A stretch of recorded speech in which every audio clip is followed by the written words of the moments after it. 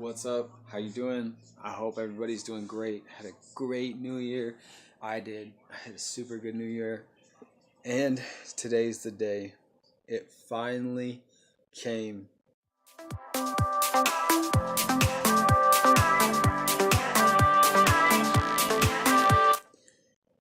All right, so I haven't been real personal on this channel yet because I wasn't sure if I was going to stick with it and I didn't know how personal I wanted to get. But here's the deal. I decided that I want to, and the main reason being, if anyone else can find motivation from my story, then that's worth it. Like that, it's worth me putting myself out there because I've come a long way, and if I can help anyone else do that, or show anyone else that they can, then I want to give back. So today I just got back from the auto shop and then from Secretary of State's, and I just got my license back. Yes, that's true. If you go back to like the handful of you that have watched my very early videos last year, the really, really bad ones, some of them I'm in the driver's seat. And yes, unfortunately, at that time while I was working, there were times where I didn't have any other options but to drive to work. My wife was pregnant, and then we had like a brand new baby, and I did what I had to do. But since leaving my job and going full time reselling, I haven't drove my car at all. So not only do we live in a 2-bedroom apartment, so there were issues with space. That's why I got the storage unit, which is a quarter mile down the street, right next to the gym. It's easy for me to go every day. But every time I sourced, I either had to take two young boys, 1 years old and three, or I had to get a sitter and Michaela had to drive me around, which means I was always on someone else's time. Most weeks I was sourcing one, sometimes twice a week. So that makes, what happens if that trip's a dud? You're kind of screwed. Or if you're trying to hit a quota for inventory and what you're going to sell, you might end up buying stuff that doesn't meet the requirements that you want in a product. But that sometimes that would be my only time sourcing that week. So the button up shirt that I would pay $4 for and it's only going to sell for 15, I'd have to get that because I had to make sure I had enough items to list every week, every day. The other thing is my Amazon business dried up quite a bit because I was always on someone else's time. So for me to sit there and scan a whole shelf of books just wasn't going to happen. Not to mention different locations. Like I've been looking at book sales so that I could go and start beefing up my Amazon business, primarily with books, just because the profit margin's good. And I've never really had a book returned. So, anyways, the point that I'm getting to is that you can do it. It doesn't matter what struggles you have. If you want to do it, you'll find a way. If it's worth it to you. If you watch a lot of like motivational or Gary Vee or Ty Lopez, stuff like that, they'll raise the question like, what's your why? And if your why is strong enough, you'll make it happen. Well, my why has been, freedom. I want to be able to spend time with my family, with my boys. I want to be able to make money the way I want to. And so it was never a question. Yeah, it was difficult at times, but I had made the decision that's what I was going to do, so that's what I did. So now I'm super excited. 2017 is going to be huge. Big things are coming, and I'm like completely sure that business is going to explode. I'm super excited. So, anyways, I've just been kind of relaxing a little bit, watching this Barcelona game. After I got home, I got my listings done already. There's like 20 minutes left in this. And then I don't know if I'm going to go to the gym and then maybe hit the thrift right there before I come home. Or maybe I'll just chill out. I'm not sure. I should go to the thrift store because I'm climbing tomorrow. So I don't know. We'll see. If I go, I'll take you guys along. Peace.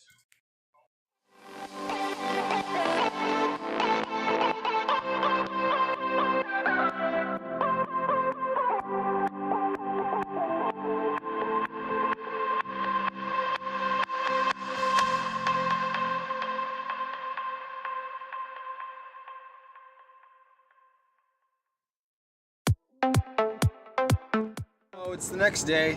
I just went to the gym yesterday and then went home.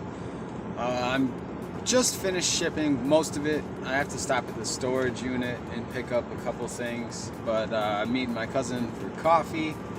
And so I was gonna start the morning off with like just a mini haul showing you what I picked up yesterday, but then I knew I was going out and I think I'm gonna swing by another thrift store today before I go home and start listing. So I decided to hold off so I can show you guys then if I get anything else.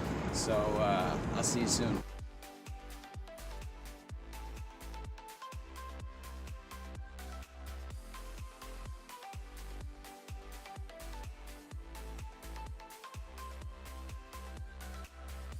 What's up, guys? So I just left the Goodwill. I actually ended up going to the same Goodwill I went to yesterday.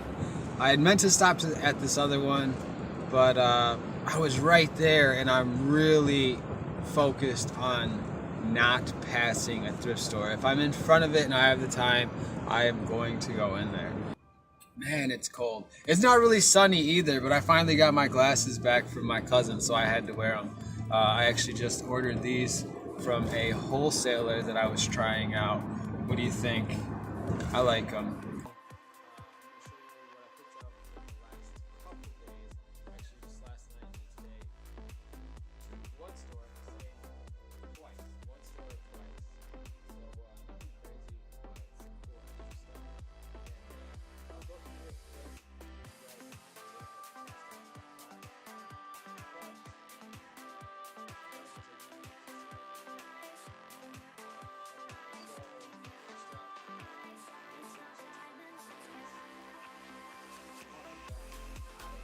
Tried selling girls or women's yet, so we'll see about that.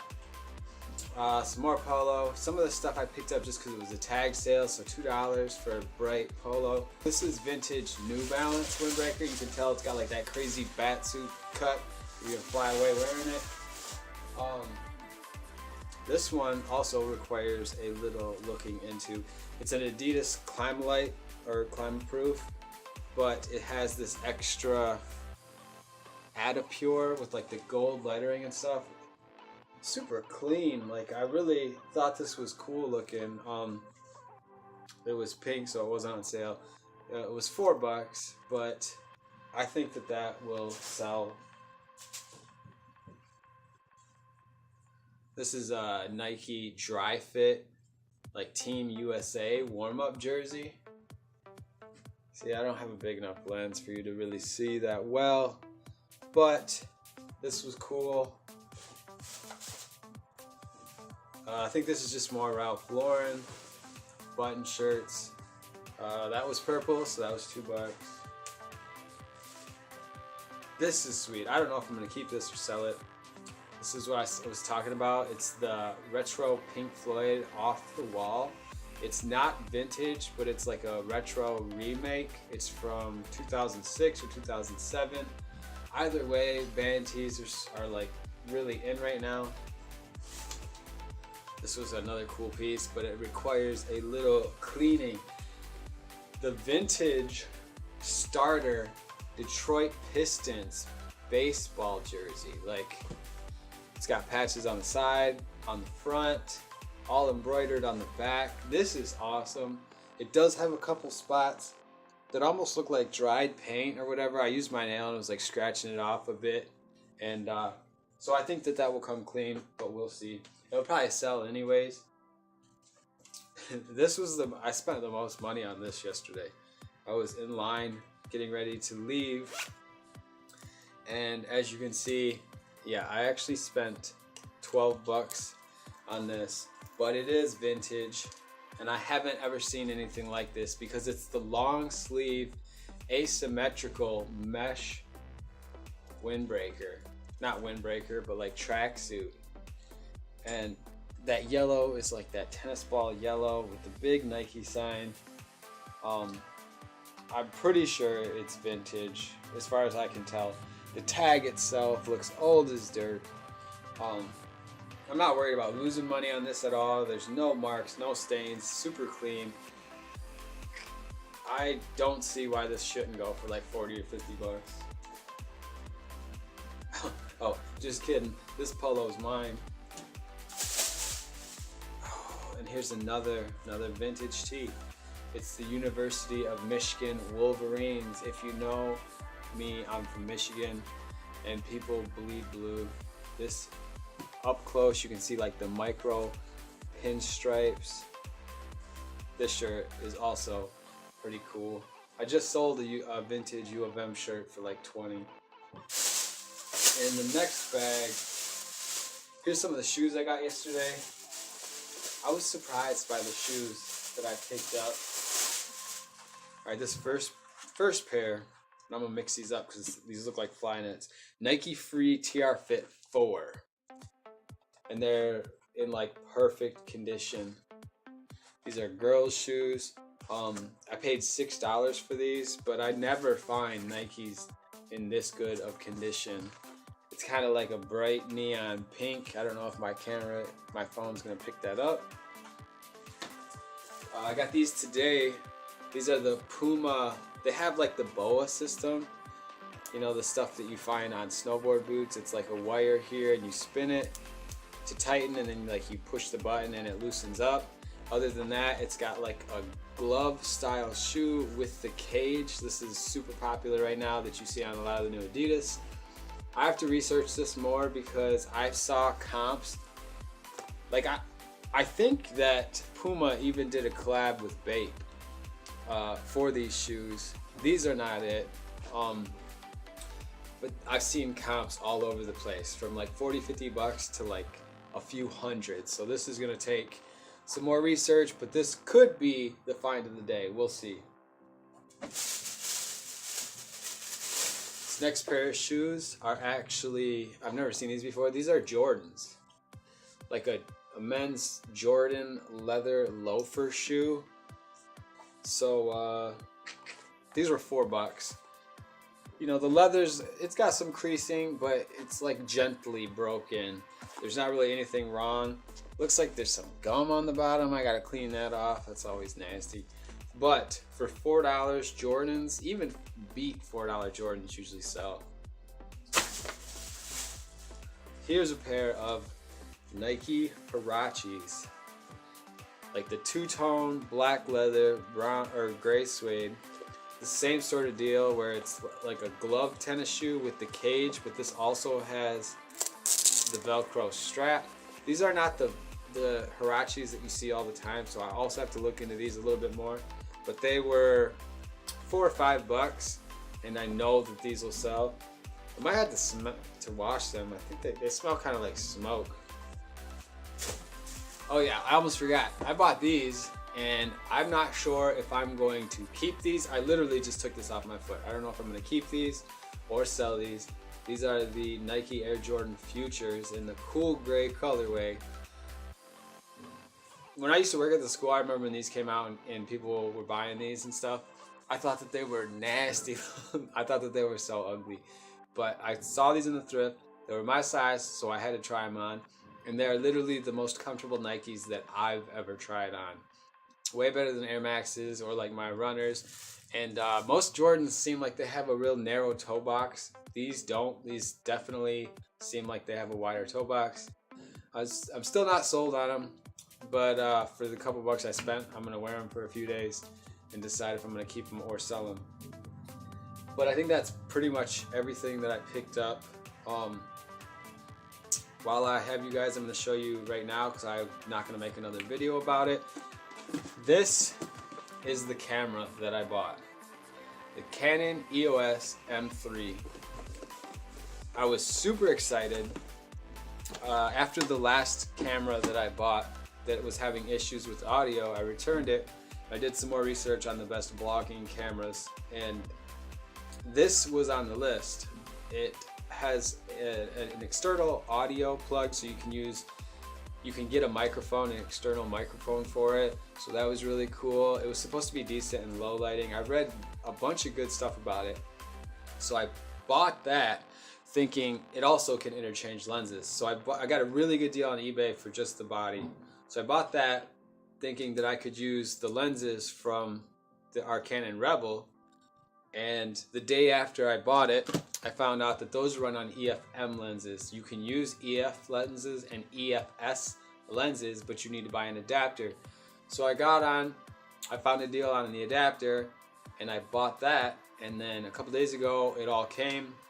So I was trying it out, was super excited. The picture is awesome. The picture was really good, but the autofocus was slow, and it kept like trying to autofocus, and I all you could hear was the lens. It's a little and so like I was watching the video, and that's all you could hear in the video that I shot. And so I was really irritated because this is the second camera I've been waiting, and I can be somewhat impatient. And so like I started doing some reading while Michaela was looking at it, and then I found like a laundry list of people complaining about this camera, saying that there were issues with the firmware and that some of it could be updated, but you had to do it on a Japanese site. And then I reached out to the seller, and I was telling him, you know, what I had issues with. And he basically politely told me that I just didn't know the camera well enough, and that I was suffering from buyer's remorse. Now, I've already returned the adapter. I've already decided I don't want this camera. Like, the camera is $600. The body is like $475. I paid like $300 for it, and then another $100 for the adapter. And that's not even the lenses that you need for the camera. So for $400, if I'm not happy with the camera, it's going back. So I am currently waiting for eBay to step in tomorrow. I guess the dude's got like 6 hours to respond. He's actually already responded, but he's got a few hours to accept my return before eBay steps in. At first I felt bad about it, but you know, as a seller, I have to deal with buyers all the time that return crap just because they don't want it. And so I made sure to buy a camera from someone that accepted returns. I didn't try to stick him with the return shipping, saying it was defective, even though I don't think it's working right. I was willing to pay shipping, but that's where I'm at. So I hope you guys don't mind. I think I'm gonna shoot with my phone for the time being, and then in the future either buy a G7X, or there's a Samsung Mini NX that looks kind of cool too. But we'll see. So I'm gonna let you guys go and get to listing, and I'll talk to you soon.